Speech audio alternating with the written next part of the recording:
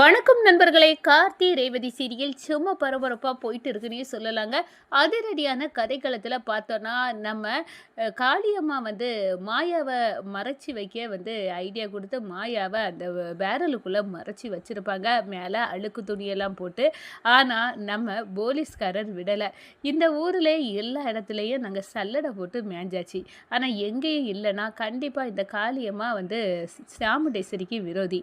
இவங்க தான் அடைக்கலம் கொடுத்துருக்கணும். இந்த பேரலுக்குள்ளே நோண்டி நுங்கு எடுப்போம் அப்படின்னு ஒவ்வொரு துணியாக எடுக்கிறாங்க. ஐயோ சார், இதெல்லாம் அழுக்கு துணி அப்படின்னு காளியம்மா சொல்கிறாங்க.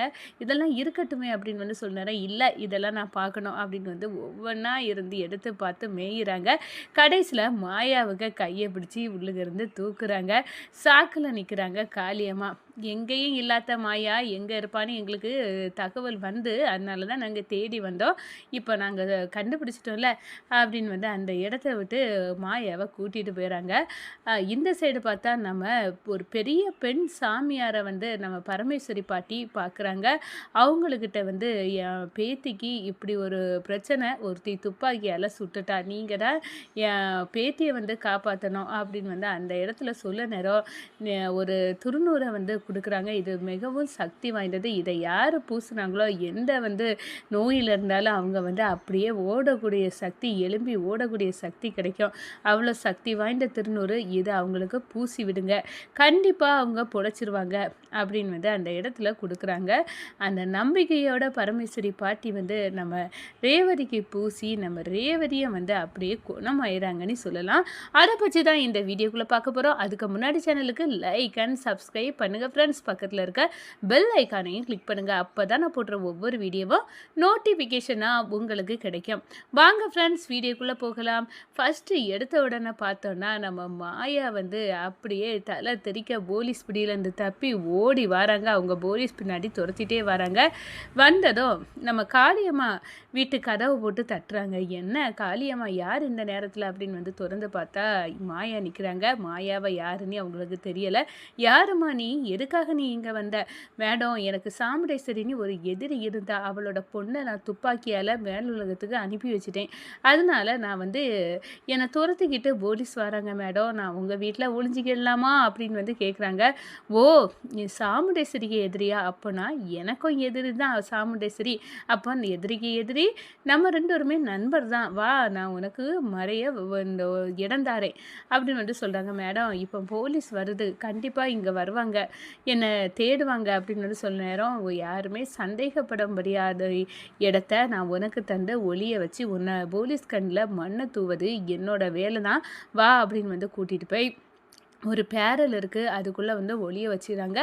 மேலே அழுக்கு துணி இருக்குது, அதெல்லாம் தூக்கி போட்டு நான் உன்னை நிரப்பி பாதுகாத்துக்கிட்டேன் அப்படின்னு அந்த இடத்துல போடுறாங்க. நம்ம கொஞ்ச நேரத்தில் கார்னிங் பெல் சவுண்டு கேட்குது. யார்? போலீஸாக தான் இருக்கும். கண்டிப்பாக நம்ம மாயாவை ஒளிச்சு வச்சிருக்க இடத்துலேருந்து கண்டுபிடிக்க முடியாது. அவ்வளோ பாதுகாப்பு நம்ம போட்டிருக்கோம் அப்படின்னு அந்த இடத்துல போலீஸ் வராங்க. வேணால் தேடிக்கிடுங்க சார், அவங்க ஒன்றும் இங்கே மாயானி வரலை அப்படின்னு சொல்லவும் நம்ம காளியம்மா வீட்டில் அப்படியே சல்லடை போட்டு மேயிறாங்க. அப்போ தான் இந்த பேரல் அந்த அதிகாரிக்கு கண்ணில் பட்டுடுது. அதிகாரி பேரலில் இருக்க அழுக்கு துணியை பார்க்காரு. என்னங்க இது அப்படின்னு கேட்க நேரம், இல்லைங்க, அழுக்கு துணியெல்லாம் நிரம்பி இருக்கு, துவைக்கணும் அப்படின்னு நம்ம காளியம்மா சொல்கிறாங்க. அப்படியா அப்படின்னு ஒவ்வொன்றா எடுக்கிறாங்க. ஏங்க, நாங்கள் சொல்லிகிட்டே இருக்கேன், எதுக்காக இந்த அழுக்கு துணியெல்லாம் எடுக்கிறீங்கன்னு அதிகாரிகளை பார்த்து காளியம்மா கேட்குறாங்க. ஓ, நீங்கள் அவ்வளோ தூரம் கேட்குறதுனால கண்டிப்பாக இதுக்குள்ளே தான் மாயா இருப்பா அப்படின்னு அதிகாரிக்கு தெரிஞ்சு போச்சு. அதிகாரியை நோண்டி நொங்க எடுத்து நம்ம மாயாவை கண்டுபிடிச்சிடாங்க. இதுதாங்க, நீங்கள் ஒன்றும் இல்லை, அழுக்கு துணின்னு சொன்னீங்கல்ல, அழுக்கு பெட்டகமே உள்ளுக்கு இருந்து வந்திருக்கு அப்படின்னு மாயாவை இழுத்துக்கிட்டு போகிறாங்கங்க. இந்த சைடை பார்த்தா நம்ம பரமேஸ்வரி பாட்டி கோயிலில் நின்று அழுதுகிட்டே இருக்காங்க. என்னப்பா முருகா, உன்னோட ஆசீர்வாதத்தால் தானே என் பேரனுக்கும் பேத்திக்கும் கல்யாணம் பண்ணி வச்சேன். என் பேத்திக்கு இப்படி ஒரு நிலைமை வந்துட்டே, நீ எப்படியாவது என் பேத்தியை காப்பாற்றணும் அப்படின்னு வேண்டிட்டு இருக்க நேரம் தான் கடவுள் கணங்கா அங்க வந்து ஒரு பெண் சாமியார வந்து பார்க்குறாங்க. பெண் சாமியார பார்த்து, "என்னம்மா என்ன பிரச்சனை? எதுக்காக கடவுள்கிட்ட இவ்ளோ வேண்டுதல் போட்டுட்டு இருக்க?" அப்படின்னு வந்து பெண் சாமியார் கேட்கவும், "இந்த பாருங்கம்மா, என்னோட பேத்தியும் பேரனுக்கு வந்து கல்யாணம் பண்ணி வச்சிருந்தேன். இப்ப என் பேத்தி ஒரு அபாய கட்டத்துல இருக்கா. அவள ஒருத்தி துப்பாக்கியால ஒரு விரோதி சுட்டுட்டா. இப்போ அவ வந்து பெரிய ஆபத்தான நிலைமையில என் பேத்தி இருக்கா. அவ எப்படியாவது பொழைக்கணும். என் பேரனும் பேத்தியும் வந்து சேர்ந்து வாழணும்.